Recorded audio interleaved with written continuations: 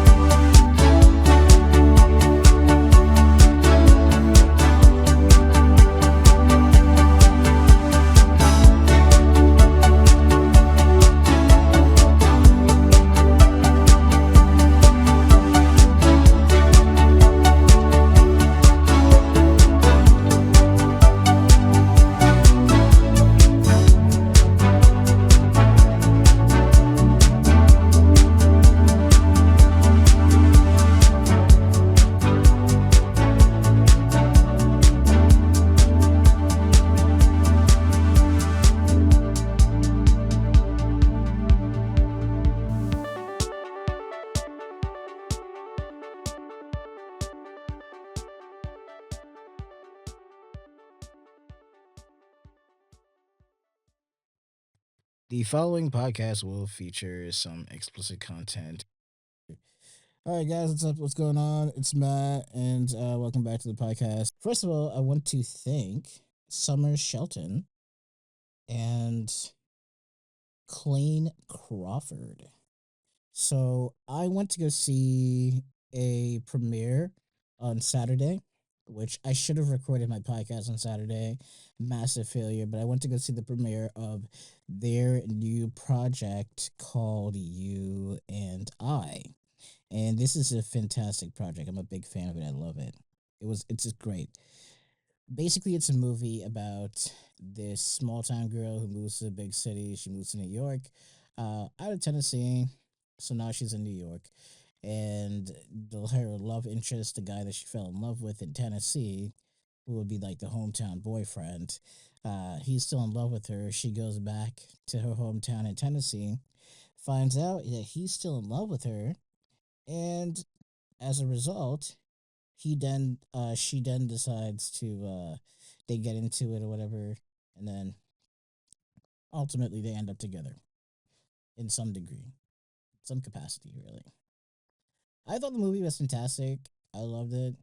I liked the story, although I did find it like some parts of it were like really was really rushed. Well, I shouldn't say it was rushed, because if I say it's rushed, then I'll say, oh, well, the story was rushed. But it was rushed in a way that, how do I explain this without sounding like, too much of a jerk here? The story was rushed, in the sense that it got to the point really, really quickly. And I know it was a short film, and I get it. Short films, they really try to keep things uh, moving quickly to get to the point, get to this, blah. I get that. Regardless, the movie was fantastic. The only thing I didn't like about it was how long some of the scenes were, some of the dialogue was. It was incredibly long, and long in the kind of way where I thought, this doesn't need to be this long. And in some of the shots, some of the scenes, there was a scene where they were getting ready, after they had done, the naughty things. They were getting ready and getting dressed afterwards. They were in the bathroom for the entire process of her and he brushing their teeth, getting dressed. Um, there was even a part where you could see him dressing himself, and then see him dressing her, putting the coat on, packing the bag, and you could see every little detail. It wasn't cut up into tiny little bits where if you see a movie, they'll get through certain parts really quickly. This one, it kind of lengthened those scenes, so those scenes were in full play as if it was happening in real life, in real time. It it was executed to be more realistic rather than cinematic. Um, and I thought that that was too long, and I thought it was really long winded, and I feel like it could that the time that they took to do that, that amount of time could have been filled with other scenes, or they could have shortened it out and put something else in there, added something more, interesting, but it played out, and it was interesting to see. I liked it. I definitely I definitely would like to see it in theaters for sure, but I still think that, it could be longer because again, it was a short film. I feel like, if it goes into like a full production where someone options it, decides to make it into a feature and reshoot it probably with with other actors, um, or even with the same producers, if someone is willing to do that, if they would allow it, I believe that it would be very, very interesting to see, to see this movie be remade. Not because I don't like it, but because I feel like it would do so much better if it was longer. The storyline it has so much potential because she goes back to Tennessee to see her friends. It didn't. I don't know why she was there. I think she was just visiting. It was like her friend's birthday, but they never get into too much detail about the friend's birthday. They go. She meets up with them at the bar. They talk. The ex love interest shows up. He's now an architect. He comes into the bar. He greets them. He tries to help her with her things. Uh, Things go all right. She goes back to her parents' place. At least she says she's going back to her parents' place. She drives over there. There's no dialogue, no characters on screen that indicate that she's at her parents' place. Then she leaves that place and she goes somewhere else. I can't remember off the top of my head. She leaves there. She goes somewhere else, a hotel. So she leaves her parents' place. She picks up some things out of the closet, and then she goes to a hotel, which was strange because the movie, it said that she was going to be staying at with her parents. So for why she's at a hotel, that was definitely something new that was not mentioned. Um, so that was a part of it. And then after that, they immediately jumped into a scene she where they all met up, she and the friends, and they went to another friend's house, another friend's home, and they were talking, and I guess they started, she and the love interest, the ex love interest, they get into it, and it was again another long scene where they're getting ready in the kitchen and they're doing the dishes and packing away the dishes, and it was so much dialogue in that scene that it seemed really long, um to the point where they put the camera outside the kitchen window and added in the audio so that in editing, obviously, so that you could see them talking from a different angle because the kitchen in the scene was so small that honestly, even if you had used a wide angle lens, there would have been, it might not have been the best fit for that particular movie. Now, the house, the home, the area, beautiful, well done. It was great. It's just that little kitchen space was really, really small. And I believe that, if it was a little larger, they would have gotten a lot more out of that scene. But it being so small, it's so quaint, they had to, it was obvious that they had to do the best that they could with what they had. And they did a great job doing that and they pulled it off. So I can't really be upset about it. But I do believe that if it was taken up to become a feature, it would do very, very well. The script is fantastic. The only downside that I think about it is I feel like it fits more of like a Hallmark movie. It gives more Hallmark movie vibes, or like a Hallmark movie, or like a Christmas movie. Like I know it's for a birthday party, but it's definitely a holiday movie. It's giving off holiday vibes. And I like it because of that, because they released it around like the around this time here in September. And I feel like it has so much potential to be like the greatest like little holiday movie. Like they can continue to have it as like a birthday movie, but like instead have it where like it's like a birthday and it's at the holiday season or something, maybe even a funeral. I don't know. Um, but I like it. I like it. I like what I saw. I like how they pulled off these scenes. I liked how the producers were the actors on screen. How they I loved their relationship. I loved the way that they worked together. I liked the chemistry behind it, where you could see the guy was the pretty boy and she was the girl that he was in love with, but uh, for some reason he couldn't give her what she wanted, so he ran away. He ended up meeting another woman, marrying that woman, having a kid with that woman, and now apparently they have a divorce, and the kid is still quite young. And it's so crazy to me. And then they had the other girl come in. The only thing I will say is I didn't like the acting of the other girl.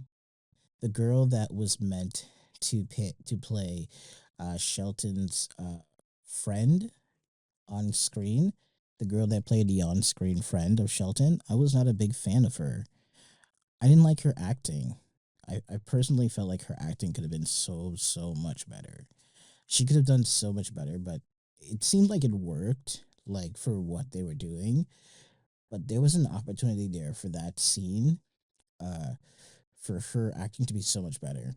So if they do decide to turn this movie into a feature, I do think that she would be the first character that I recast. Number one would be the friend, because the friend's acting, that character, the acting was really amateur, but it worked out. It worked well. She had very little scenes in there anyway, so it didn't really matter. But for the few scenes that she was on camera, it was obvious that we needed a little bit more. Initially, in the beginning, in the first shots, when Shelton walks into the bar to meet up with her, I thought her acting was pretty all right. I was like, okay, great, this is great. But when she had that little cutaway scene where she was chatting with Clayton's with his character, talking about, oh, you're like my husband's brother, blah blah blah, whatever. Um, when she did that scene, I was like, um, I don't know if I like that. I don't even know if I like the acting there. The acting in that particular scene was a little weak. I didn't like it. I didn't like it, but Shelton and Crawford, basically Crawford's character was well written. It was a great character. The actor, great. He did a fantastic job. In fact, I actually grew kind of interested. I was like, okay, this guy's pretty good. Like, I got to see what else this guy is doing. What other movies is Clayne Crawford in? Because this guy is fantastic. Shelton, I thought she was incredible as well. She did a fantastic job, and I can't believe it. She produced Tribeca Film Festival premieres, Main and Keep the Change. She executive produced People, Places, and Things, Little Accidents. She's done some really good stuff.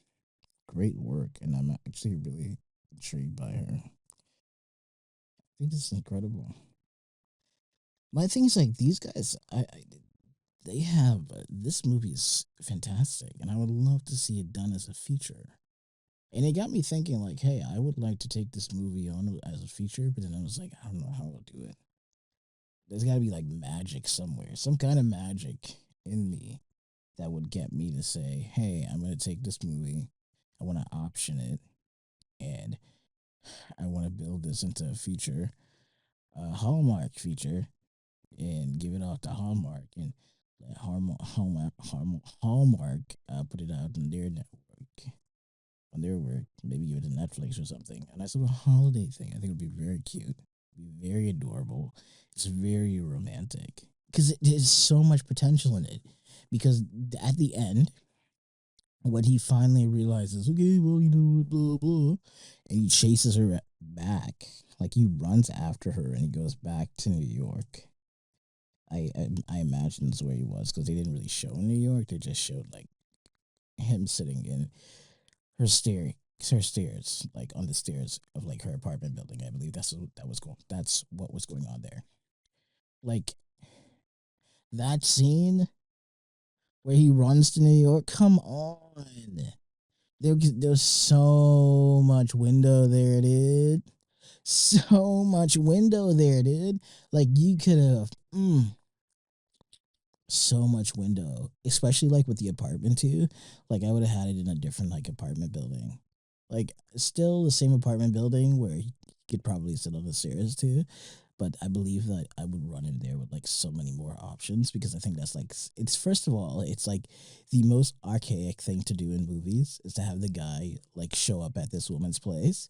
So I feel like if you fuck with it, you just mess with it a little bit more, you could turn that into like some modern this time so fucking fantastic.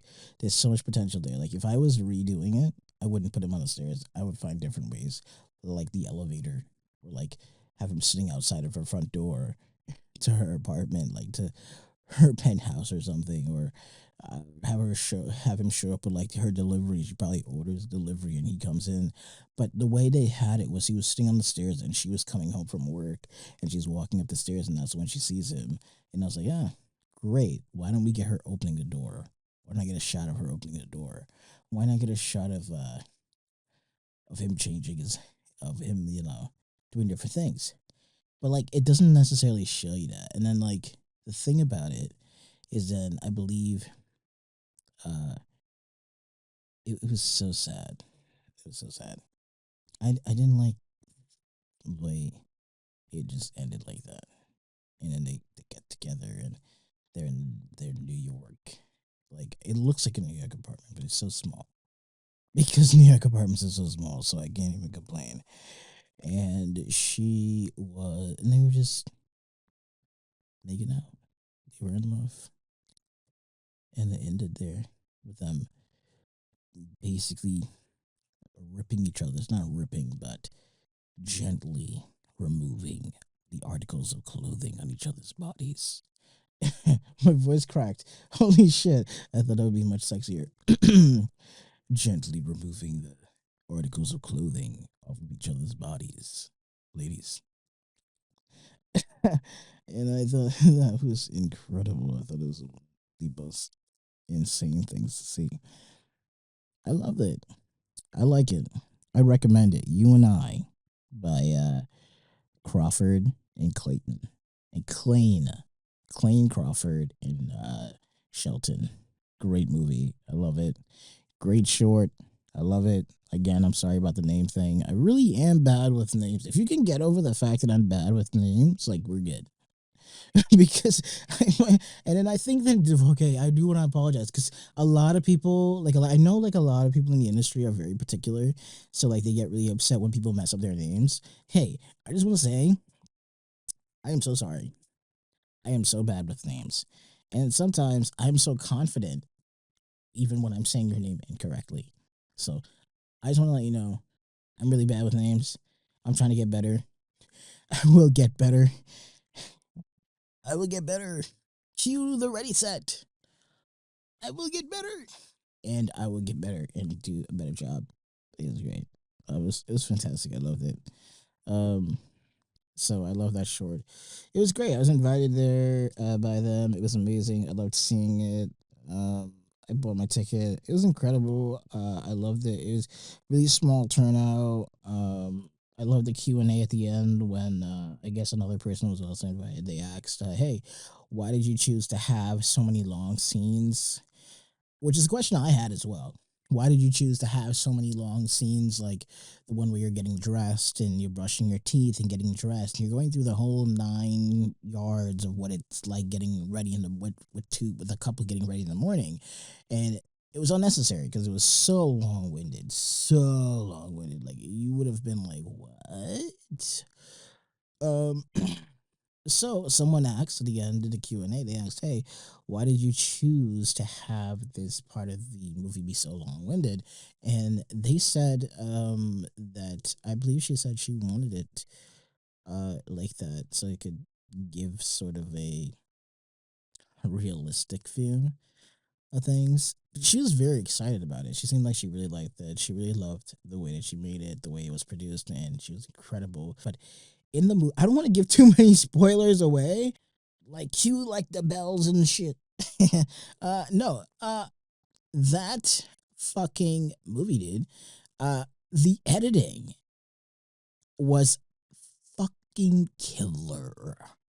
I'm sorry, the cinematographer is Bruce Terry Chong, which I think is great, but it says that the editor is Summer Shelton. So basically, it's saying that she's the one who edited it. Cinematographer did a fantastic job. Here's the thing, that sex scene was edited like insane. Okay, I've never seen something edited like that before for any screen. Okay, she had this sex scene in such a way, the adult scene, in such a way that while the characters had finished, doing uh, the boink boink session. I don't even know why I'm saying the boink boink session like this is not explicit already. After these characters are done having sex, she had it in such a way where there was like the reruns playing. Like you get the full playback in the character's head. So like, uh, uh, what's his name? Crawford was in the car. His character is in the car, and then you have the moaning from them having sex, to moaning playing over that audio, playing over him driving in the car, and then like she's doing whatever she's doing, and the moaning and his moaning, and the flashbacks take hold of the screen, and I was like, oh, damn. Immediately I was like, huh, I really haven't had sex in almost a year. Shit. I don't have any playbacks anymore. I don't get that anymore. I can't relate anymore. Are you single? There's no one in here. I'm talking to myself. Shit. No, yeah. So yeah, no, that was the one of that was a pretty good fucking scene, bro. Really good editing on on that part. It was fantastic. It was incredible. I mean, I took some pointers away from that. That if I am working on a movie that has an adult scene in it in such a way, if my editing does not come close to what Shelton did, then I have failed as an editor, because what that woman, she took wine and made an ocean. She parted the Red Sea. She went Moses on us. I was like, wow, damn, that is that's some good editing. I remember thinking about it. I was like, holy fucking shit, this woman does a fantastic job with the editing. How the hell did she do that? It's great. She's incredible. It was incredible. So despite the movie, having some long-winded parts, it was so well done. It was so well edited. It was so well put together. They did the best that they could with what they had, and they killed it. And it was, first of all, they sold me on the intro, on like the opening. They literally sold me on the opening. The guy, architect Crawford, as an architect, with the architectural paperwork and things on the desk, all the paperwork. I think the messed up part though was I feel like there was some unanswered questions, because when she left to go back to New York and he went back to his office, there was a scene where he was like running his fingers the down a piece, like one of his designs, and then he just got up and left. It didn't really get too much into it. I don't know if maybe he was building a house. for them, or he considered building a house for them, but it gave you that kind of vibe where it's like, okay, maybe he considered building them a house at some point or at one point before, prior to all this that's going on. And so it was great. It was the storyline was fantastic, and their ability to pull this off in such a way, it was also equally fantastic. Where you have the producers being on camera, being in it, showing off her acting, in addition to the fact that she's incredible at producing and the fact that she's incredible at editing. It just goes to show that like sometimes being in this industry, you got to wear like 15 different hats at one time, and she killed it. She fucking killed it. She did a great job. She killed it. I thought it was quite fantastic. And even in the Q&A, you could tell that she was excited about what she had done, because when she got up there and they started asking her questions, it, she couldn't stop talking. She was so excited, and she was fantastic at that. She picked really good people. I have to say that though, she did. She definitely picked really good people, and it was fantastic. It was great to see. It was great to watch. I like it. Um, if I need an adult scene edited, such as a sex scene in a movie, I know who to call, or at least I know who to request or who to beg to edit that scene. Freaking Shelton. Hell yeah, because that was a scene. That woman worked her freaking magic. Summer Shelton gets a phone call if I need a scene edited, because that was insane. That was incredible. That was great. In fact, I might just give her the entire script. Hey, can you make this? Because you just who are you? She's great. She's incredible. She's great work. I love it. Um, it was fantastic. The only thing that I didn't do was I didn't do the red carpet when I got there. I didn't do the red carpet because like I was nervous, I was scared, and then I kind of felt bad because like after I realized I didn't do the red carpet, when I got back to my hotel, I was like, shit, I should have done the red carpet. And then someone was like, because someone told me that I should take more photos, especially in like times like this. Like I should take like a lot more photos of myself. And I was like, why? And they were like, you never know. Like you should just take more photos of yourself, because those photos, you're gonna want to look back at those photos at some point, because those photos are gonna mean a lot to you in the future. And I was like, okay, so I'll take more photos. And then it kind of bummed me out because I did not take a photo on the red carpet. And now that I think about it, I probably should have. So now I feel like crap. And I am determined that if I do get invited to another red carpet event, I'm going to make sure I take some photos, even if I have to take the photos of myself. Just because I want to hold on to those photos, because I don't know what the future looks like, and I'm not saying I'm probably gonna be successful. I mean, I would like to be successful, but in the event that I don't become successful and I have to like tell my grandkids, look at what Grandpa did at one point, I still want to be able to do that. So, um, it also would have been pretty cool to tell my mom, but I did not do that. So I fucked up. But anyway, but yeah, no, it was great. I enjoyed myself. It was great. We're on to new things now. Let's talk about Chaos. I'm pretty upset about Netflix canceling Chaos, because like Netflix canceling Chaos is probably like the biggest mistake they could ever make.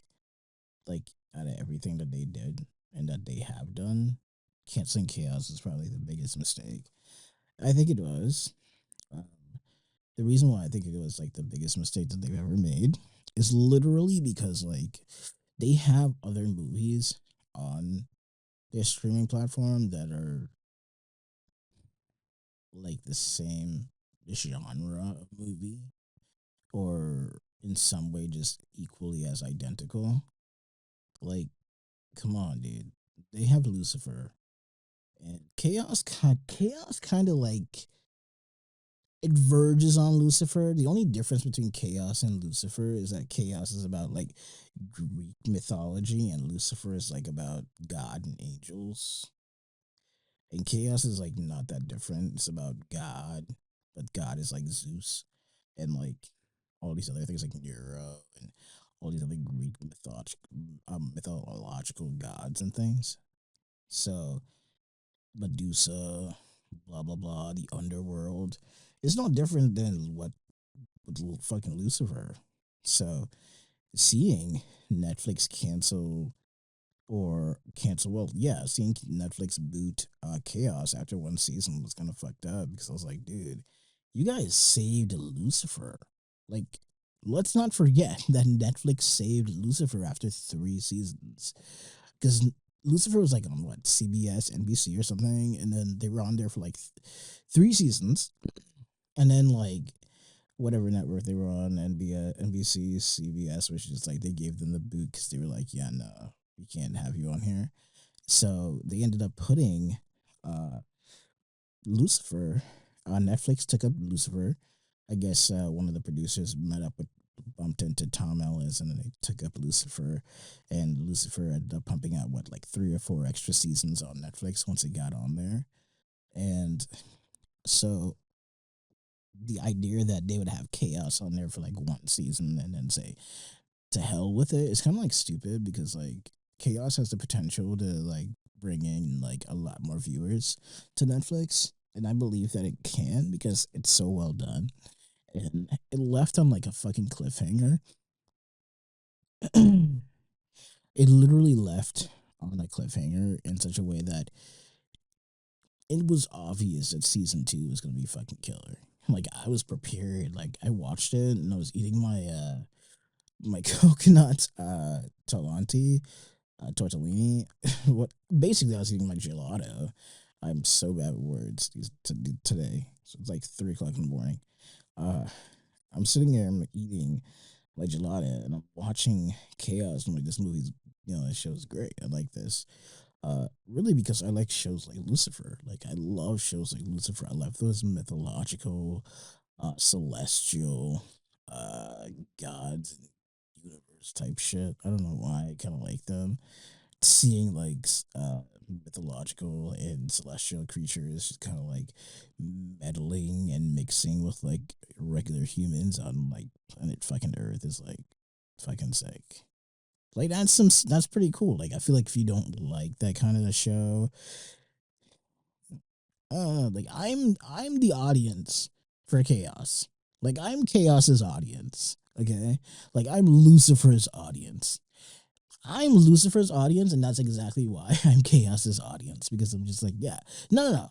I'm their audience because I like this. This is what I like. I like this shit because I think it's really cool because you get to see like the imperfections and like gods and angels and shit, and like religiously because I went to like a Catholic school and I took religion classes, religiously and realistically, as far as religion is concerned. Like all these gods and celestial beings are all supposed to be these like super clean people who are just like never doing anything bad, never breaking a rule. Rarely, seldom, like in the few people that and the few ones that do, they get cast out. And it's always like, poor thing. So like when you see things like Lucifer, like walking there, well, I mean it's fucking Lucifer Morningstar. Like that dude's like the devil, right? But he was an angel, so it's questionable. So you see these creatures and you see them like Lucifer's making out with chicks and dudes in his like penthouse above his like nightclub in like LA. And he's like every fucking night dude's got like a different girl. It's like a different woman every night. Like he's sleeping with flight attendants, hostess, bottle girls, models, actresses. Dude was in a relationship with an actress who died in like a car crash. That was like the result of like drugs and shit. It was crazy. And then he teams up with this super hot detective, fucking Decker. I have a thing for blondes. I have a weak spot for blondes. I'm sorry, I do. Like, I'm not gonna lie to you. I have a weak spot for blondes, but I have an even weaker spot for redheads. Like, I don't know why. I've never known why. Like, I've always liked blondes and redheads. That's always been my thing. But I've always liked redheads more than blondes. It's not like to be disrespectful because, like, I can tell you, like, 2 people who are probably gonna hear that and be like, okay, guy. All right.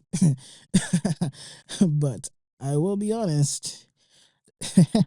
I have a thing for blondes and redheads. I love them. I don't know why. I think I like redheads first though. Like I definitely liked redheads first, 110%. Because I remember the first redhead I saw, and I was like, "Holy fucking shit, you're hot."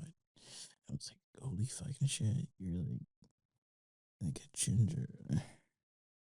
Like, how'd you get that? What happened? Talk to me.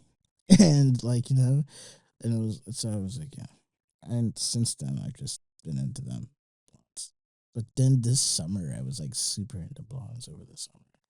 Like, I'm not gonna lie, I was so into blondes this summer. It was freaking me. It freaked me the fuck out. I was so scared because I was like, holy fucking shit! I don't want people to think that like I'm just becoming a fucking Nazi. I was like, holy fucking shit. Not that liking blondes makes you or whatever, but I mean, you got to get where I'm coming from. Like, it's kind of creepy to be like, holy. Well, I feel like it's just it's a personal thing. It's a personal thing. I just felt like it was kind of weird that all summer I was like into blondes for like the entire summer. Like I would be in the airport getting on my flight to go to whatever place I'm going to at this point, and there would be like this really cute blonde chick, and I'm like, oh great.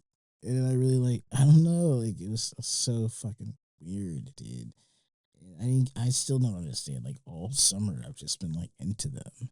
Like every single blonde I saw, like for the entire summer, I was just like, I wanted to like get to know that chick. I was just like, I want to know you. They tell me more about you, babe. Like let's talk more. Let's have a chit chat. And it was scary. But then I came into my senses and realized I like redheads more. I'm gonna probably cut this out, but anyway, the point is, I don't know. I have a dating preference that is unhinged and probably strange because, like, I say like I like blondes and redheads, but it's like, do blondes and redheads even like me? Like, do they even like me? Maybe. Probably not. Like the one chick that I like is probably she's probably if she ever listens, she'll probably be like, yeah, no, I don't like you. Of course not. And I imagine she would say like, I don't like you, I love you. But she probably wouldn't. She'd be like, yeah, no, you're kind of a dick sometimes. uh, but yeah, no, it's crazy. Uh, no, so definitely, like, I like the idea of having shows about gods being like completely imperfect and them being secretly impure because it kind of allows you to realize, you know, it gives you that opportunity to realize that you maybe you shouldn't take religion so seriously. Not that you shouldn't, because I know like a lot of people care deeply and they're very sentimental about their religions, and I respect that. Trust me, I do. But I feel like when you see and you watch these shows and you see these gods, where you see people make these little light-hearted jokes and they make these gods and angels and things have human-like behaviors that make them almost that make them seem human and make them more human than celestial and more than God. I feel like it kind of opens your eye to be like, yeah, okay, at one point, this person was just a person. Like, at one point before, like, this person became like a saint, they were just like a regular person who probably made mistakes or whatever, So it's like you think about it and you're just like, okay, I get it now. Sorry, you'll be like, oh yeah, no, I get it now. This before this person was a saint, they were kind of a dick. So I think it gives you like a different view on like the world and about everything. So I respect it, and I like it because of that. And I also like that Dionysus and Chaos is literally, if not the epitome of Lucifer. Like I'm not lying. Dionysus is Lucifer, 110%. And almost like I feel like Dionysus is like is like even though they're like adults, Dionysus is like the younger teenage, still making college mistakes, version of Lucifer. Literally, you could like to the point where even if you didn't want to call the show Chaos, you could just call the show Dionysus. And it'd be like Lucifer. Dionysus. Because Dionysus is like in the club. He's at a club, nightclub, making out with guys, chicks. He's like taking it up the ass in the bathroom. He's taking it up the behind in the bathroom and then going back to dinner like nothing happened. Like, dude, you just got in the. What just happened, bro? And he just sits back down at dinner like nothing happened. So disgusting. I think Dionysus is like the epitome of Lucifer. Um, Zeus is like God. But if you ever watched Lucifer, and you saw that like when God was like in the mental hospital, it was his dad. His like the soul was inside of like that rocket star, Bruce Springsteen looking guy, and he was basically just like, yeah, I am good, and he was Lucifer's dad, and it, it was they were like they walked through like the mental hospital and they almost died and all this weird things. And then his mom came back as like a super hot blonde chick, and that was weird. And everyone was like, "Oh my god, Eve, Eve, Eve, is that you?" Yo, I swear to God, religion is so strange. And then there was like Lilith. Lilith came back and she was trying to sleep with Lucifer. Like she did. She was dating him. It's so weird. It's like you this dad now you're fucking him. Like, dude, what? Dude, that you watch Lucifer, you would think that like this is like blasphemy or that there should be a reality show. Like if God was real, dude, it'd be on like a reality show. It'd be like the fucking Kardashians. Except they wouldn't call it the Kardashians, they'd call it the Holy Spirit. It'd probably be called Sign of the Cross. The Holy Trinity. I swear to God, dude, that's fucking funny. That really is pretty funny. No, fucking Dionysus and Lucifer are like the exact same. The only difference is like Dionysus is like a nightclub. So like Dionysus is just like trying to like suck up to his dad so he can get more responsibility. Meanwhile, Lucifer is like trying to suck up to his dad so that he doesn't have to go back to hell. But he's also trying to like rebel against his dad because he was like, I'm not a bad person. I'm like a super good person. You put me in charge of a bunch of evil fucking people, and I'm a super good person. I don't want to do this anymore. Blah blah blah. So fuck it, I'm going to L.A. He's like, fuck it, I'm going to L.A. And Dionysus is like, yeah, fuck this. Time. I'm going to back to Earth. I don't know if they were in Los Angeles. I don't remember. And I'm going back to Earth. I'm going to hang out with these people who are in love with each other. And I did it all for love. Everything I've done, I did for love. And meanwhile, Lucifer is just like, yeah, I'm so in love with you, Chloe. I'm so in love with you. And Dionysus is like, dude, that guy loved that woman. So, like, I helped it. So, Dionysus' house, they have like the fates, the three fates. And they've got all these other weird characters in there. Like the fates, who are like the ones who, they basically are like, uh, they basically help people with their like prophecies and things, and they're always like, "Oh my god, the prophecy says, you know, my prophecy says I'm gonna marry a surgeon. That's what my prophecy says. Super hot one too, fucking babe." Let me stop.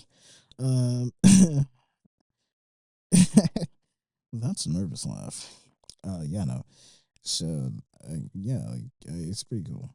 And then like he like pawns his he like trades his dad's watch to let that guy. What's his name? Not Oedipus. I'm thinking that dude's name is Oedipus. His name's not Oedipus. His name is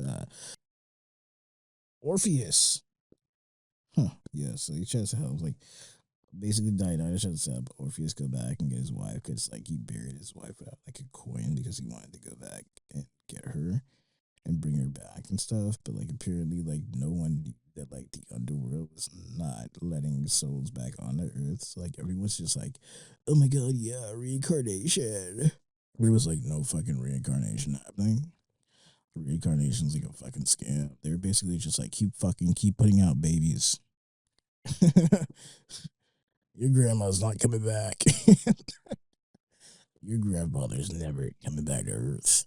Not even as that little baby over there in that other country. Never. Yeah, that's crazy. I mean, in some ways, I think like they're doing us some justice because then it's like we won't be like overcrowded, overpopulated. So fuck reincarnation. The Republicans would love if there was some reincarnation, though, for sure. Republicans would be like, fuck yeah, reincarnation. Let's do this. Like, if the Republicans, like fucking Trump and those guys, were like a part of like chaos, or like they gave them like opportunity to like cameo on there, Trump would be like, fuck yeah, reincarnation. We gotta get everyone coming back here to Earth immediately. So you need to get people back and working. Like Trump reminds me of like Ford. He was the car guy. He basically was like to his employees, why aren't you guys spending your money buying cars? And the employees were basically like, dude, we don't even have a day off. We're here like 7 days a week, bro. Like, what are we supposed to do? And then he was just like, all right, you'll get 2 days off on the weekend. So you can come in here and do, buy a fucking car. Tired of you guys working here and not spending money here. So he's like, fuck yeah. And then all of a sudden now we have like a 5-day work week. Because it was like 7 days before this, apparently. So Ford was like, yeah, no, fuck yeah, you guys are gonna get 2 days off so you can spend some money here, buy a fucking car so I can make some money. Fuck you talking about it. And that's kind of what like Trump reminds me of sometimes because he's just like, we're gonna bring the jobs back to America. Like, yeah, dude. Okay, great. Fucking Yankee Doodle Doo. What the fuck are you talking about? You're gonna bring the jobs back to the U.S. Now you're trying to like raise fucking tariffs. Like, if you raise fucking tariffs, dudes, they're like no one's coming here. No one. They're gonna be like, fuck it. They're not gonna do it. They're just gonna be like, we're not shipping to the U.S. anymore. We could just simply do that. Like, I don't like. I feel like this is why people are just like, oh, people in politics are getting too old because people say stupid things like, because these politicians, particularly Trump, are saying stupid shit like, oh my god, we could just raise fucking tariffs to bring like all the jobs back to the U.S. No, you can't. No, because on a technicality, just because you raise tariffs doesn't mean that people are going to want to come and do business with the U.S. because you raise tariffs. Like, fuck no. No one's going to do that. There's so many companies that are out right now that do not have like a U.S. location, likely because of shit like that. Like, Gymshark does not have like a U.S. location just yet, and that shit's crazy, dude.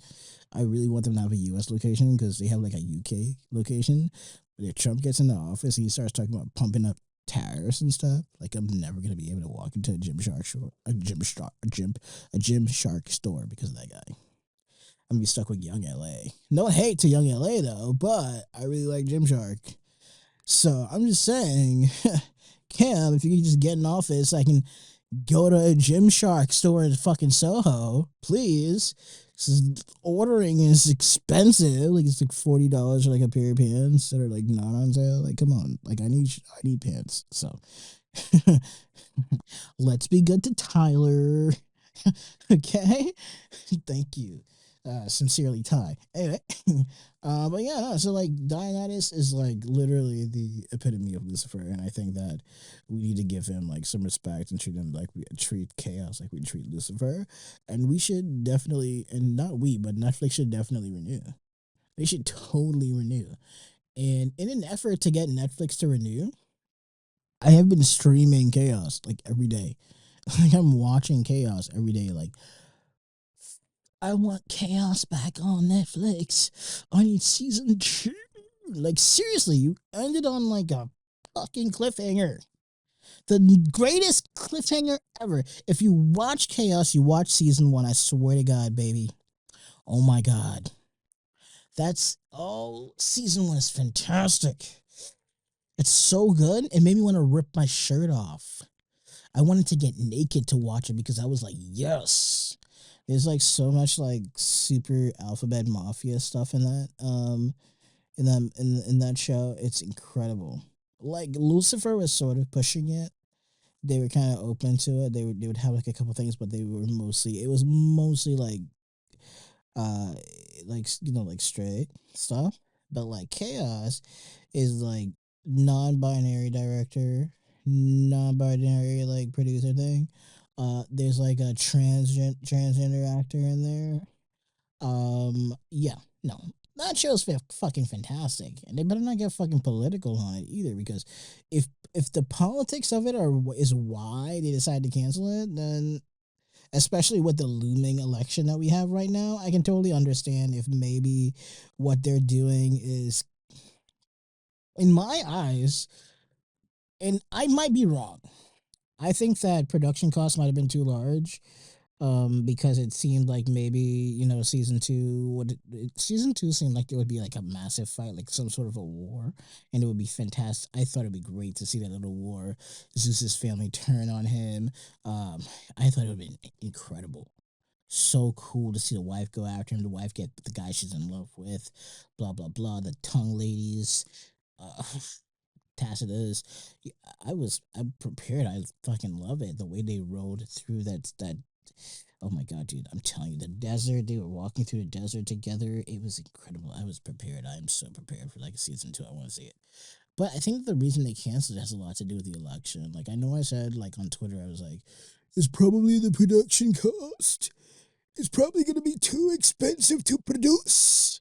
Nah, I don't think it's part of that. I think like part of the reason might really just be the election, because like we have an election now with like a dude who's like super like anti LGBTQ. So like if that dude gets back in office, if Trump gets back in like fucking office, like we're all screwed. Like not to be disrespectful, but like let's be for real here. Like we're basically screwed. But the only way like we're fucking screwed is because like him getting back into office would probably be like a hassle and a headache to produce like chaos, and to put like things of chaos because of like the cast maybe. So there might be a little bit of politics in there, but it might also just be that production costs would be like extremely high.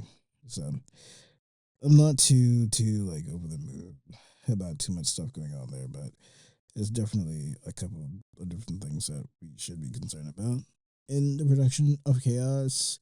Charlie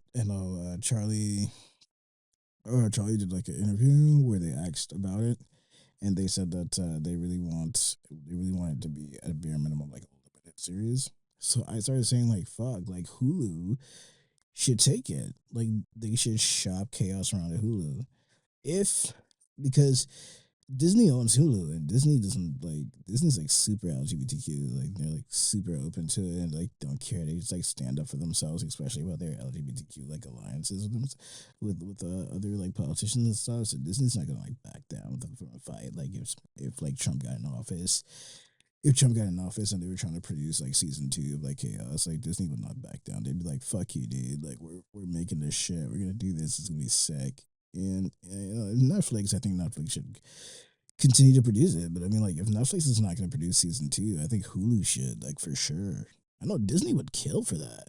Like, that would be a fantastic show. Like, I'm not saying like Disney would kill for it, like per se, like it's on their watch list. But I'm definitely saying that, you know, it should be. It should be. It's got my attention. So I think that's good. I think they're pretty good. Plus, like, I feel like, Chaos is really good. Everything with it is pretty good. It's definitely something where I can definitely see, you know, whichever company takes it over, whichever streaming service, uh, if another streaming service comes in there and takes control of it, I think that it will do really well wherever it goes. I think it will bring fans with it. The only concern is what that would look like with them bringing fans with them. Are they going to increase the numbers at Hulu? I mean, what does Hulu's numbers look like right now? I have no idea. What is their like viewership right now? If I'm being 100% honest with you, if they have like a large fan base, or they have like a good, if they're doing great numbers in streaming, then I would say like heck yeah, they could take on Chaos. But Chaos might only boost their ratings like a little bit.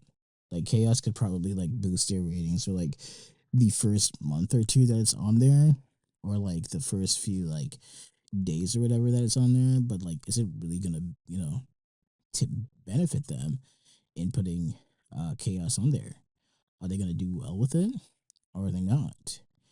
Because what we're looking at, what I'm looking at is If Chaos stays with Netflix and Netflix decides to go with season two, then they win because Netflix already has a great viewership. They know people are going to turn out to watch it, and Netflix has always done well for themselves and viewers. That's why they can trial so many shows, and they have this weird little thing where they can just toss out all these like pilots and these like season one, season two shows onto their platform, and then have a bunch of people just watch it, and then like if it does well, they'll keep it up there. If it doesn't do well, then they'll just like remove it.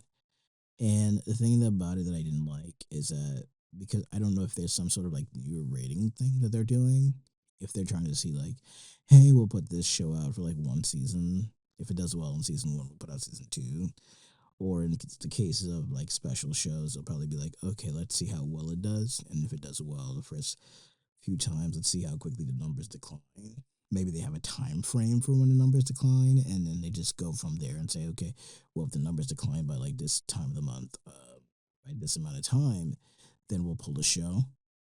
If there's no increase in the numbers further from so and so X amount of days, then and those numbers don't go up or they just continue to decline, then we're just not going to have this show on our streaming service on our platform anymore. And I think that would be really great to know, but there's probably information about that out there. I just don't know the information, so there's that. Um, but yeah, I think it'd be a great show to have out there. I really like it. I like seeing Dionysus be like a new version of like Lucifer. That's good. That's really crazy to see that. Even if they decide to remake the show and just call it Dionysus, would be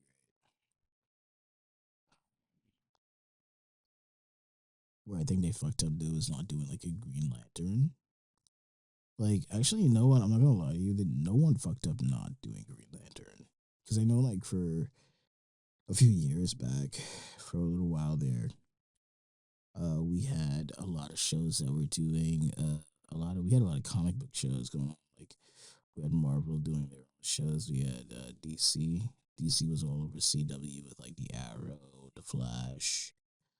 Uh, they had Legends, all these great shows.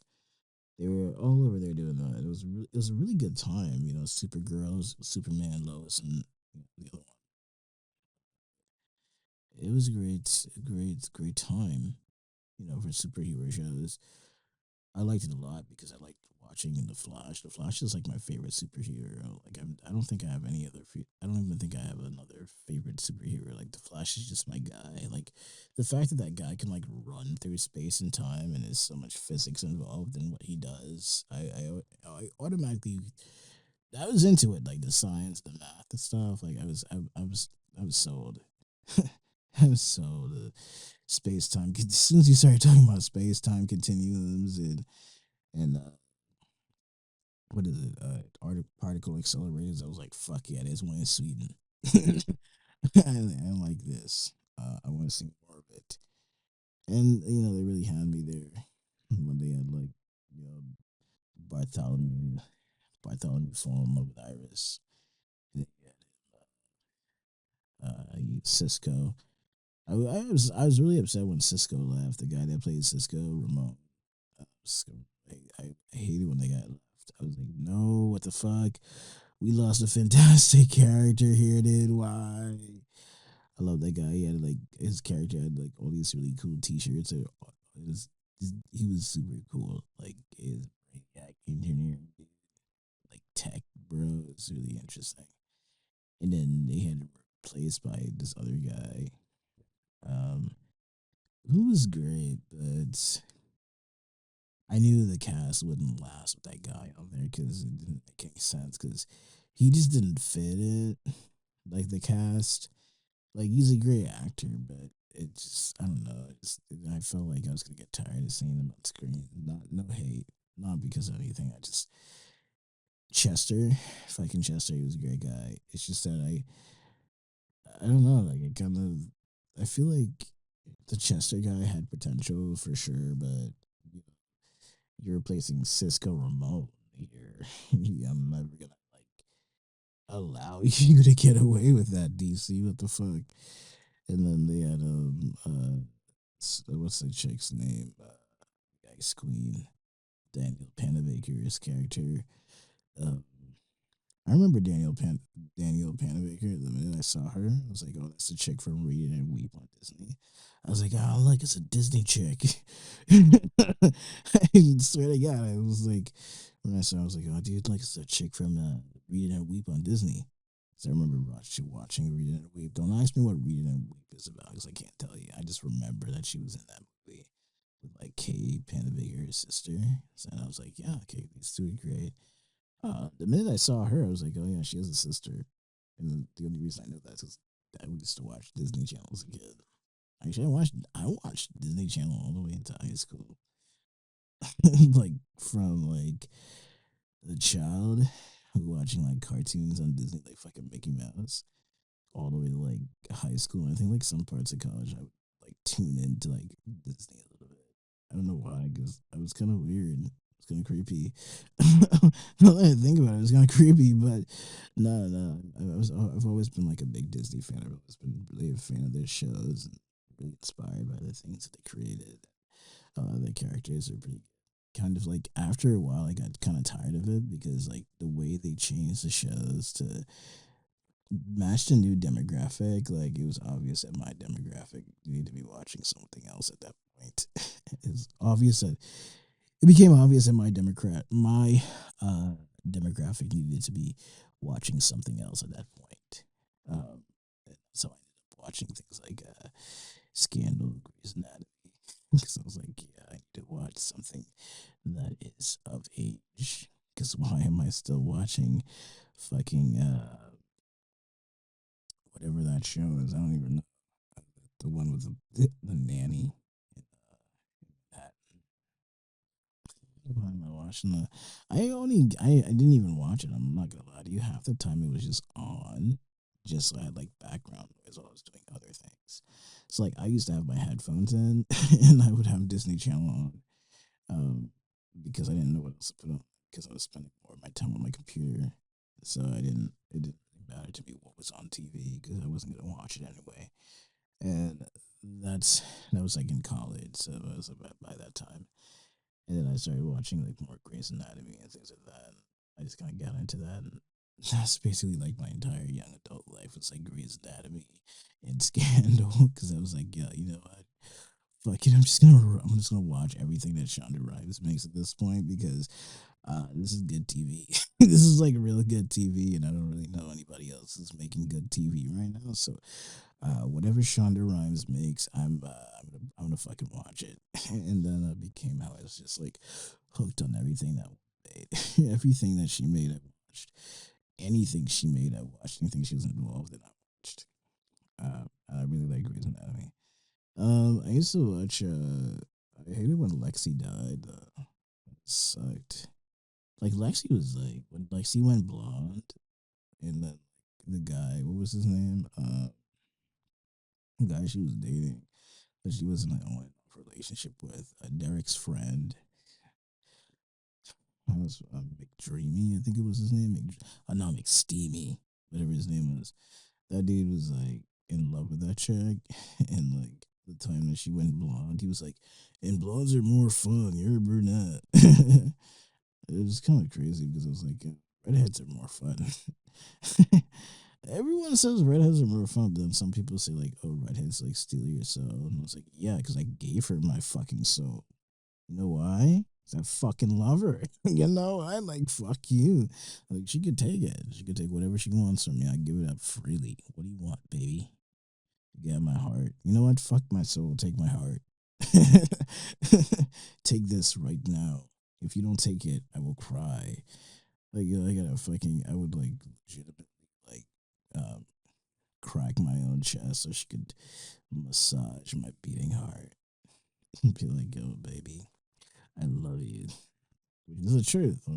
I feel like that's the one. That's like my number one issue. Is that like I would actually fucking do that. Like I would crack my chest just so she could like massage my heart. She can go full Christina Yang. So changing specialties now, babe. Let's go full Christina Yang. Uh, but Christina Yang is Jewish, which is new, which I thought was really cool. I love that she was a Jewish character. It's incredible to me that she was like Asian and Jewish. I feel like she was Korean and Jewish. I loved it, and I think it was the best part for me was like when they had that guy with like the swastika on his chest, and Bailey pulled Christina Yang into like the OR to operate on this guy because she was like, "Yeah, well, you're Asian. Like, you can come do this." And Christina kind of like came to her afterwards and was just like, "I didn't like that you did that because like I know that like I'm Asian or whatever, but like I'm Korean first of all, and second, I'm Jewish, so I didn't like that." Um, and I thought it was really good to see because it's really interesting because like, it opens your eyes up so people could see that okay, well, all Jewish people don't look the same because I feel like up until that point, not myself personally, but like a lot of other people probably didn't realize that you could be Jewish in another race because we still have like people who are like battling it out every day about people who are like black and Jewish or like people who are mixed and Jewish like I don't know if I don't know if what's her name? Tracy Ellis Ross. I don't know if she claims to be Jewish, but she is technically Jewish. Like she's Jewish like cuz her dad's Jewish, I believe. So like your dad's Jewish, so technically she is Jewish, but like by traditional Jewish law she wouldn't be Jewish, but they changed those laws, or at least they tried to change those laws a while back. And because they tried to change those laws a while back, like she's technically still considered Jewish because I remember like on Disney Channel. Here we go again, Disney Channel. On Disney Channel as a kid, there was like a show on there where it's like I forgot the name of the show, and like the mom was like Catholic or something, and the dad was Jewish, and the kid was like super into like his Jewish heritage or something, and he's like half Catholic, and I remember that one of the jokes that they were making out there was that the kid was like half Catholic. He was like, "Yeah, you're Jewish, but you're half Catholic." So he had like a bar mitzvah and stuff, like a bar mitzvah and everything. It was pretty cool. I think that was like a really good show. People should watch it. They should play reruns of that show. It's great. Remake it even. It's incredible. That movie was great. Um, I loved it. Um, but yeah, I think that Netflix's idea of like canceling Chaos is like the worst fucking mistake because I feel like if the fan base can grow it, like the more people that watch it, the better it's gonna get. And people gonna get into it. And I know for a fact that if they were to renew it for a season two, it would do really well. Like it would do incredibly well if they renewed it for like a season two.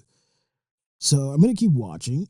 I'm gonna keep watching it because I'm gonna be like, hey, Netflix dudes, Netflix dweebs, I want this show. So I'm gonna keep watching this show until you renew it for season two. And my problem is I don't want them like I hate when shows say that they're not gonna renew because it's like, dude, if you don't renew faster, like characters are gonna start aging and your actors are gonna start aging, and you don't want like your actors to get involved in like another project and then like they can't come back and then you have to recast because like I feel like if the show ends up where Netflix is just like, yeah, okay, you know what, fuck it, we change our mind. Well, we change our minds.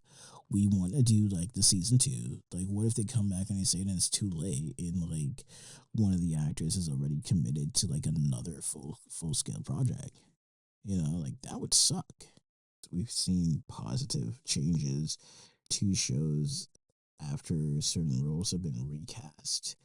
There's also the opportunity, there's also the it runs the issue of the audience could respond negatively to the recast. So the concern right now I think is if Netflix is committed and really wants to renew this show, they need to do it as soon as possible because the minute that they don't do it, this show is literally just I just have this massive fear that they're gonna like miss the opportunity uh, to have like their full cast back, their full cast return. That's kind of like my main issue, like my main concern. I don't mind, personally, I don't mind them recasting. Um, different show, different actors, different actresses in certain roles. I just believe that if it cannot be avoided, why not avoid it?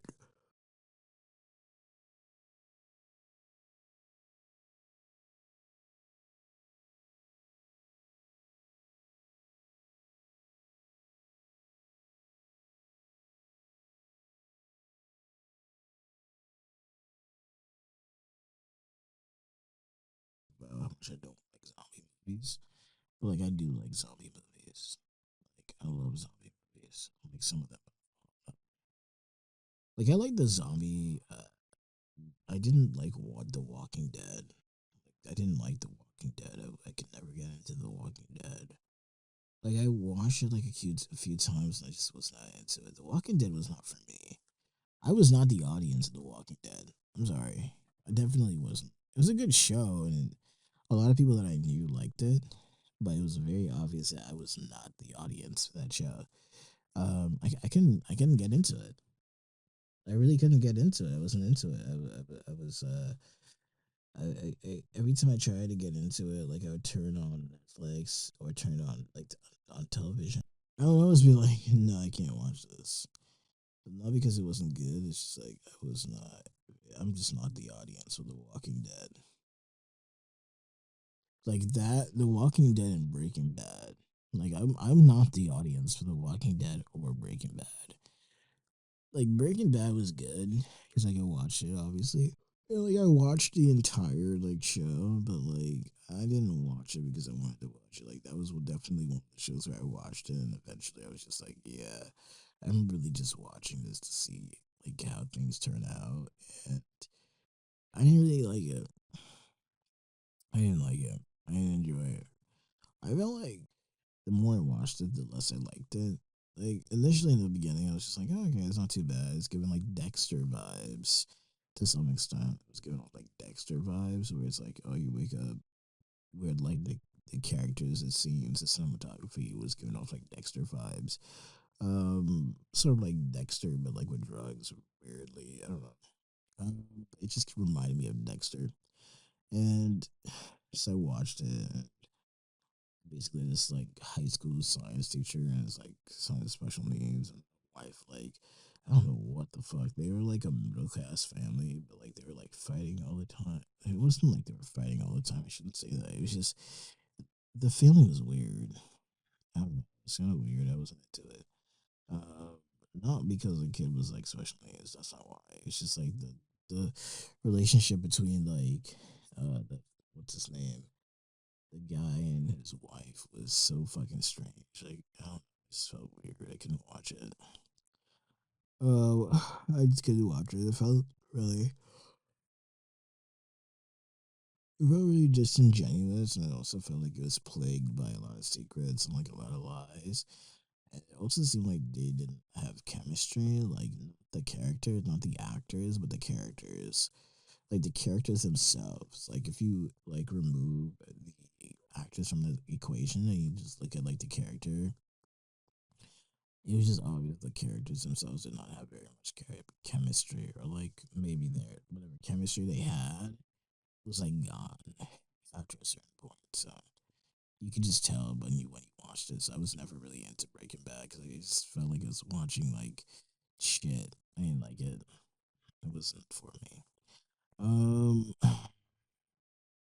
But I did have like a couple of zombie movies I was into. Not that the Breaking Bad is a zombie movie because it's not, but I'm just using it as an example. Dawn of the Dead was like a great movie. Like I like Dawn of the Dead, Shaun of the Dead. I like those two. I thought those were fantastic. Like they were incredible. And there was a couple other shows that were sort of reminiscent of that. Like I saw that Netflix had another one with like some high school kids that were like fucking up shit with zombies, and they were. That was a great show. I liked that. That was a great little movie. I was a big fan of that. So I watched that one a lot. And then the next thing is like I liked that movie, that show with that another the zombie show. What's it called? with the check, and she's like eating brains. And she's like a mortician. And she's got like a friend, Robbie. What's her name? Liz. I think that's her name, Liz. Oh, iZombie. iZombie. I love iZombie. It was a great movie. It was a great show. I'm a big fan of it. Like, I think that's the number one zombie show that I really liked. I think that part of the reason I liked it so much was because of the way it was done. It had like initially started with them going like a both with like her being a doctor, and then she went to like a both party, and then like she got bit by like another vampire, and then that vampire started like making other vampire. I'm sorry, not vampire. Sorry, that zombie started making like other zombies, and like they had this zombie uh delivery zombie brain delivery service, and then they had like it just redefined what being a zombie was like. It basically was like it's one of those shows that is almost sort of like reminiscent of Lucifer, but not really. Where it's like it shows like being a zombie, but like being a zombie, like a world of zombies, and you're like sort of like domesticated zombies. Like that's fucking cool.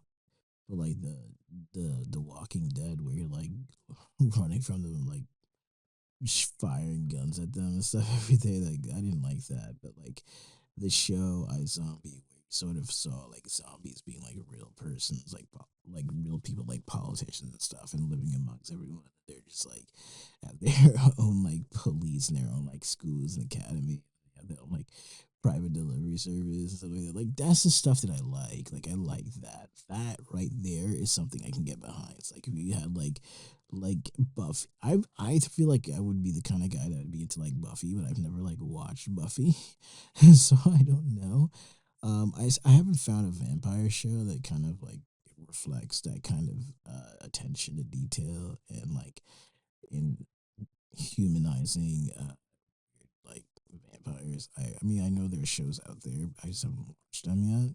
It's like I've never watched like most vampire shows. Most vampire shows like Pretty Little, not Pretty Little Liars, but that Vampire Diaries. I've never seen Vampire Diaries. I've never even watched an episode, much less 10 minutes of Vampire Diaries. Like I've seen like a couple things on the internet and on social media, but I've never actually watched Vampire Diaries. So like, if you ask me about Vampire Diaries, I can't answer any questions about it. Because I've never seen it. The other thing that I haven't that's yeah, like no, I haven't seen Vampire Diaries. I've seen like Twilight and stuff. That was cool, but that's like middle school stuff. And in Twilight, not for nothing, like it really does remind me of 50 Shades of Grey. It's sort of reminiscent of that, like the color grading of 50 Shades of Grey, 50 Shades Darker, and 50 Shades Freed is like the same color grading as like fucking Twilight, Breaking Dawn, and all that other stuff. Because, and I think that part of the reason for that is because, what's her name? El, the author of 50 Shades of Grey, like she basically, the truth is that she got the inspiration for 50 Shades of Grey from Twilight. So 50 Shades of Grey emulating the movie 50 Shades of Grey, emulating parts of, you know, the cinematography for Twilight and Twilight series trilogy. Really, that oh,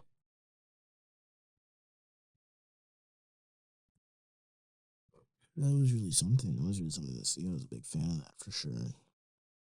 It was obvious.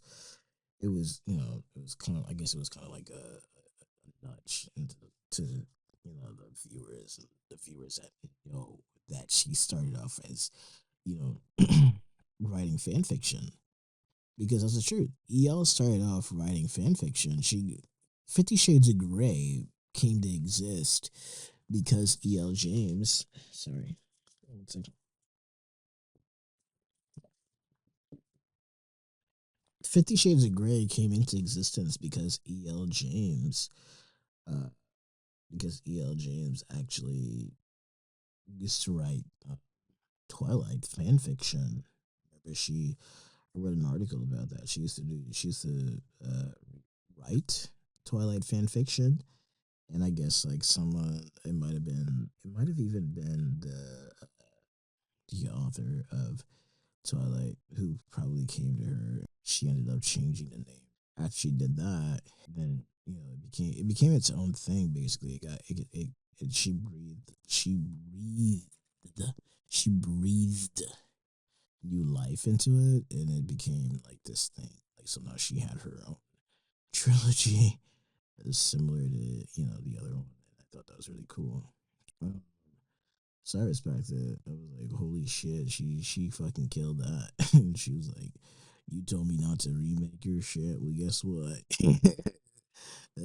She killed it. She did a fantastic job. And I love seeing I love the way she progressed and the way she stuck to her guns and she pulled that off. And she did a fantastic job. She was killer woman, great woman.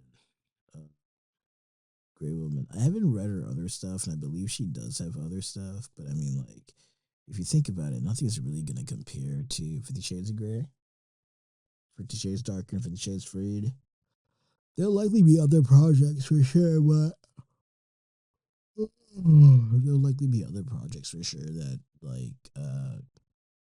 that are able to that she makes that are able to do better. But whatever, right now, like she's doing a great job. Nothing this woman does is below or beneath. Nothing that this woman does is below or beneath eloquence. And I fucking love that so much. Like she's incredible. Every photo she takes, she looks fantastic. She just looks incredible. Do I have a crush on her? Maybe. She's adorable. And I'm a big fan. But I don't want to be like a fan. I feel like I want to be her friend.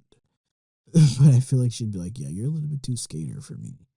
You're a little too like you're clean cut, yeah, okay, but you're also like you're obviously getting prepared for Warp Tour, the new Warp Tour that's coming out. We have to have a conversation about that.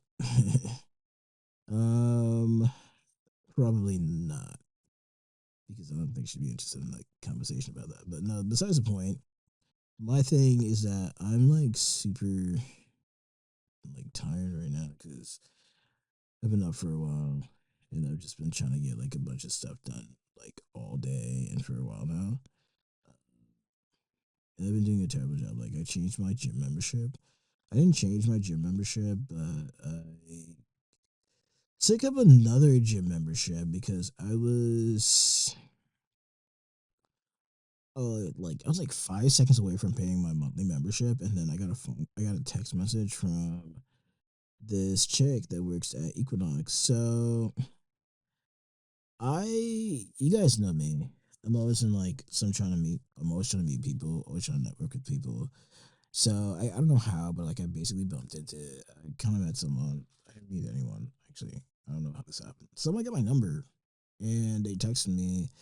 And they were like, "Hey, dude, do you want to work out at like Equinox or whatever?" And I was like, "Yeah, until you into it, like I'll do it." How much is it? And they were like, well, it's like 200 something bucks to 300 something bucks a month. And I was like, I don't know if I want to do that. But like, because I was like, that's too steep. It's like I work out all the time for real, like I do.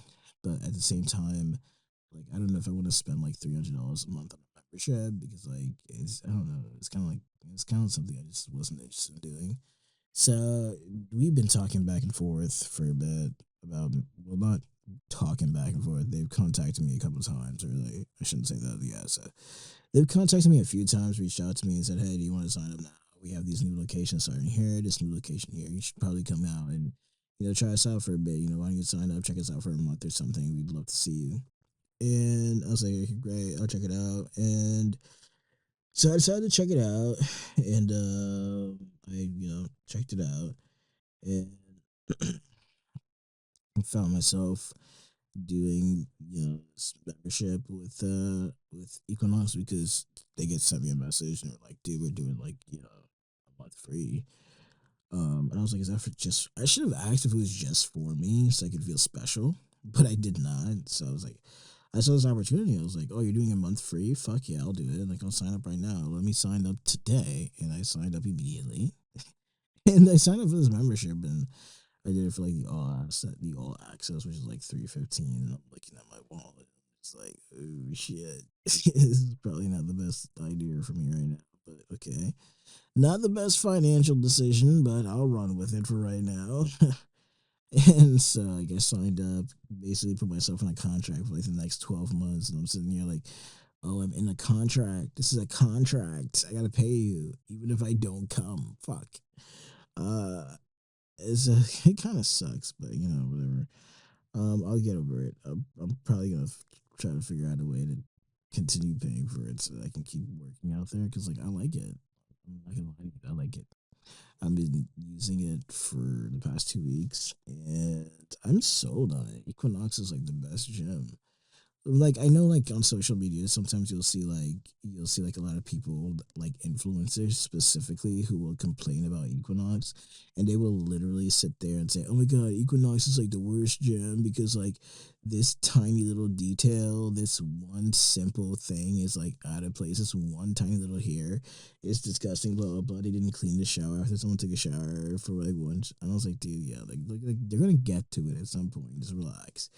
And they're like, yeah, and then they raised the membership fee, and I was like, fuck, whatever. Anyways, I was like, fuck. So okay, cool. It's like, all right, whatever. So Equinox is like, I'm gonna spend all this money, and then I'm thinking, all right, cool. If I'm spending all this money, I don't want to have any issues. So I go to Equinox, I'm checking it out, and I was like, this shit's pretty cool. I like it. Well, one of the reasons I like it so much is because it's not crowded, so there's not like a lot of people there.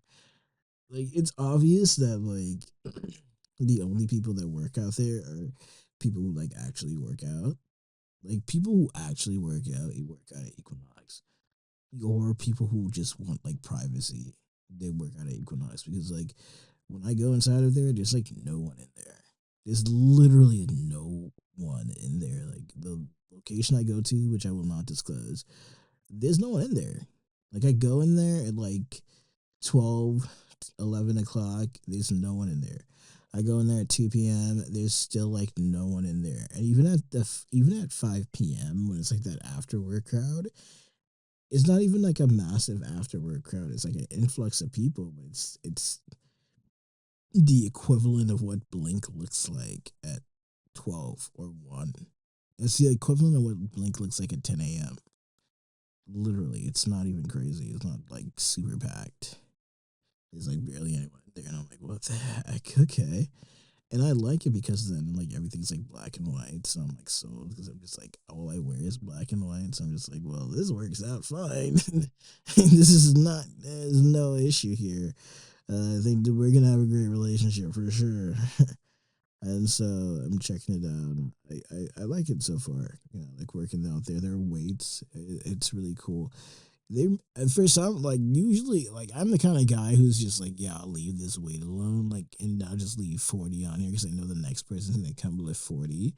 I walked in the Equinox and I was like holy shit let me put this 40 away because the next person might not be lifting 40. Like it's obviously like a different crowd of people. The energy and the ambience and the demographic is so much different than at the other gyms that I go to. So like if I go to Speakeasy, like I'll get a lot of like people who are working out and who are trying to be workout influencers in there. People who are also just like trying to have like a really good time when they work out. There's like a fun time when they work out and people just want to work out and do like really hard workouts but like really, really affordable. So like you get all that lifting equipment. The only thing you don't really get there is like a decent ab machine. So if you want to do abs, you gotta do abs at home. And then you do have that like little crunch machine thing, but like that you use your feet to pull your legs up to your chest, but that's fucking lame, honestly. I fucking hate that machine. I don't care how much weight you put on that machine, I'll never fucking like that machine, like ever. Like I'll never like that machine. Like I've used it once in my life. Like I have no intention of using it ever again, unless I have to. So I was like, fuck that. But this gym's like sick. Like I ended up benching there, and it felt pretty good to bench there. I enjoyed it. I had a lot of fun. But since I've been there, I've just been like going straight for like Stairmaster, which is fantastic. I love Stairmaster. Another thing is like they have like razors in the bathroom, so like you can shave your beard and stuff in the bathroom. Not like electric razors, but like you can, if you like, if you were like a clean shave, like you can get a clean shave in there. Or maybe if you need to shave something, there's like razors in there, and then like this mouthwash in there. Like there's no mouthwash at my other gym. I was like, what the fuck? I'm getting robbed of an experience. I'm getting literally robbed of like a fantastic experience here because because my speakeasy doesn't have mouthwash. So what am I supposed to do if I don't have any mouthwash? The gym. I think it's really good. I think it's good for people who like work in like corporate jobs, so like have to go to work like right after the gym. They can get like a really good shower in there and go because there's like towels everywhere. It's really I really like it. Like I like it because of that. I'm a big fan. I'm definitely drawn to it. Like I will 110% be into maintaining a membership there. Like I will not enjoy a membership there. So I definitely think it's one of those memberships where it's one of those gyms where it's like even if I can't like afford it, like I would try to afford it because I feel like I'd have a better experience there. I just feel like I'd have an overall. I just feel like overall I'd have a much better experience there than if I had go to anywhere else. I still like Speakeasy because that's like my favorite one because it's only like 20 minutes away from me, and I get like extra cardio in when I go there, and I'm not gonna give up extra cardio. Like it should just be known that by now I am not gonna give up extra cardio, like for any reason whatsoever. Like if I'm gonna get extra cardio, I'm gonna take the extra cardio. Um, so I 110% think that I'm probably gonna keep going to Speakeasy if I don't continue my Equinox membership. They have a lot of lifting equipment at Equinox, a lot more lifting equipment at Equinox than I thought Equinox actually had. I don't know what I expected. I think when I going there, I expected like I knew it was gonna be like upscale or whatever, but I expected more than what I got. I don't know. Actually, no, I'm lying. I expected less than what was there. Like I'm not gonna lie. I don't know what I thought it was just gonna be like super like Pilates. Um, I kind of figured that I would end up having to do like a bunch of bike stuff. Ended up that all the bikes are basically like tucked away. All the Pilates stuff is also like tucked away as well. I thought it was gonna. They don't have like a rower. Like they have a back row, but they have rowers in like their like little studio area. It's like I walked in there and they had like a studio. They had a class inside of one of the studios, and I was like, "Oh, like, there's a class going on. How cool is that?" And I walked straight through, and I went to go do my stairmaster because I did not want to get on the treadmill. I was like, "Fuck the treadmill." I want to get straight into my stairs, and I did my stairs for like 30 minutes. And by the time I was done with stairs, I was like so fucking depleted that I could barely like stand up. So I ended up doing like back rows. That was great because I used that other grip that I use at the at Speakeasy, that kind of like rounded grip, and I used that grip and it's fantastic. My back felt so fucking amazing after. Like I felt like I was on fire. I jumped right immediately into lat pulls, six or seven sets before I 6 or 7 sets before I started to really um, feel anything great happening. So I did the 6 or 7 sets um, of 10, which is fantastic. Also ended up because I was trying not to have too short rest period between my workout between my exercises, so I ended up uh incorporating some tricep pull downs, some cable tricep pull downs in there just so I can keep my arms moving while I was on rest. And then I got back into my lat pulls, and that was really great. The tricep pull downs in some ways sort of like did like my arms justice and my back my arms a little bit of justice so that when I got back into the lat pulls, became a little bit easier for me. So I was super into that. So it was great. And then right after that, I went ahead and I did like some arms, and I just did some curls with threes, hammer curls with threes, uh, shoulder lateral shoulders with 25, lateral shoulder with 20. Then I did like some preacher curls, seated preacher curls with the machine, and I was gonna do more, but I was so depleted. I had like no energy, no electrolytes, no anything. I was out of it, and I had like before I had like Dunkin' Donuts before my workouts. I had like an egg sandwich from Dunkin' Donuts and a Krispy Kreme donut, and I didn't eat my entire Krispy Kreme donut, even though I wanted to eat the entire thing. I was just like, I don't want to eat all of it because I don't want to eat all the sugar, and I'm trying to keep sugar out of my diet as much as possible. And so like I didn't want to eat the entire Krispy Kreme, so I had like 75% of it, and I threw the rest of it out. And then on top of that, I was also upset because I ordered a Gatorade, and instead of giving me a Gatorade, they gave me an apple juice, and that sucked because apple juice has so much sugar. Like, there's so much sugar in apple juice. I was dying. Like, as soon as it touched my tongue, I was like, "Oh God, no!" So I had to like I ended up drinking like a decent amount of apple juice, but not like a lot. And I poured it out and threw it out, and then I had to get water. So I drank like two things of water before I even did my creatine, and then I did my creatine, and I had like two more things of water, and I went to the gym. By the time I got to the gym, I had to take a shit, and it was crazy because usually like creatine is like super fast acting, but I've been like constipated for like the last 2 days. The last 2 to 3 days, I've been like so fucking constipated. Like I was like, what the fuck is wrong with me? So I like and I could not shit. Like, and I was taking creatine, and like, if you know anything about creatine, you know that if you're taking like 10 milligrams, like I do, I take 10 milligrams of creatine every day, like scoop of 10 milligrams of creatine every day, and drink like a fuck ton of water. And so, if you know me, you already know I take 10 milligrams of creatine, and every day I post the same thing on Twitter: creatine versus pre-workout meal. And that's when people know that I'm taking a shit. Because I don't want to say like I'm taking a shit, but it's kind of like an inside thing where it's like if you know about creatine, then you know I'm taking a shit. So without saying that I'm like pooping, without saying I'm pooping, I'm saying like creatine versus pre-workout meal, post-workout meal.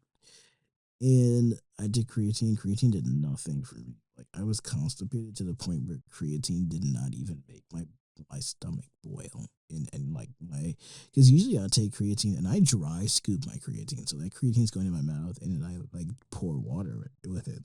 I'm like raw dog and creatine. So that is fast acting like fuck. So the last 2 days when I was taking creatine, nothing. I had like no bowel movement, like zero bowel movement. I was like, oh, this is weird. Like, and I'll hear like my stomach like is making noises, and I'm like, yeah, but what's going on? Where's the nothing's coming out the back door. What's going on? So I was concerned. I posted it on Twitter. Like I run to like social media, like everything. I'll be like, yeah, what the fuck? Why didn't I take a shit? Social media, why didn't I take a shit? Like everyone's watching my social media, and they're just like, why do we need to know about your bowel movement? Like, well, I'm not saying it's my bowel movement. It's my bowel. I'm not talking about my bowel movement directly. I'm just mentioning it. You don't have to like. I'm sorry. So like I go and I'm just like, oh shit. Yeah, no, so then this morning I ended up drinking all this water because I've been trying to like get down more water, because last night I thought to myself, maybe it's because I'm not drinking enough water with my creatine, and so as a result the creatine has nowhere to get water from. So now instead of my instead of like there being enough water in my body for the creatine, there's not enough water in my body for the creatine. Therefore, I can't use the restroom. So I figured if I drink more water with the creatine, then I consume more water the night before and consume more water. Maybe I just need more water. And so I started drinking more and more water the night before, early this morning, etc. And then when I got back, I just kept drinking water. And then lo and behold, by the time I got to the gym, I had to like run to the restroom. And I was like, fuck yes. Fucking hell yes. I was so excited. The best moment of my life. It's been a week, dudes. I'm sorry, it's been a week. Anyway, yeah, Chaos got booted by Netflix. I think Netflix should reconsider and they should try to get Chaos back before the cast members, before it ends up being that the cast members need to be replaced. Went to the premiere of that movie You and I with Summer Crawford and uh, Clayne, Summer Shelton, and Clayne Crawford, and they did a fantastic job. They both acted in it. They were amazing actor and actresses. The storyline was incredible. I loved seeing those two ex lovers, who were going through, their own different life things somehow come back together in this way of rekindling their little thing because they obviously love each other. Um, so they're obviously going to be a thing now. I wish we got to see like a 20 month, a 6 months or a year later kind of little cutaway, but unfortunately we did not. So it's all right. Overall, I love the movie. It was a great movie. I look forward to seeing if it gets shot, if it gets optioned and turned into a feature, or into seeing if anything more like it comes out in the future, either by the same producers, same actor, directors, and all that stuff, or by someone else, or maybe even they may even decide to turn it into a feature film on their own. And if they don't, then perhaps maybe we never know. Maybe you could just log in, get online, get on social media, and watch the short film yourself, and be the assessor of it because I liked it, even though I thought some parts were super winded, uh, like on screen for like way too long. Uh, I still enjoyed it. I'm a big fan of it. I love it. I love the work that they did, and I look forward to seeing more of their stuff in the future. It was fantastic. Also, again, Chaos got booted, and Netflix should reconsider. My workout kind of sucked, but I totally liked it, regardless. And um, SJ Tilly, Jennifer Tilly, is the most socialite author I've ever seen in my entire life, and I love every second of it. I love who she is. I love her style. I love the way she carries herself. I love her demeanor. I truly wish that I could emulate her style and grace in a more emulate her style and grace in a more masculine way. Obviously, and yeah, no, I dig it, and I take it. It was a great time. And this was a great session. And obviously, I'm going to get credit for an hour because I'm super tired. And the only thing I'm going to do now is I'm going to go to bed. I'm going to go straight to bed. I might get something to drink, like a Red Bull, but I'm going to bed. I'm so sleepy. All right. All right, guys. Have a good night and have a good day. And thanks for tuning into the podcast. And again, this is Matt Black, and this is the podcast. Have a good night, guys. Be safe, and I love you.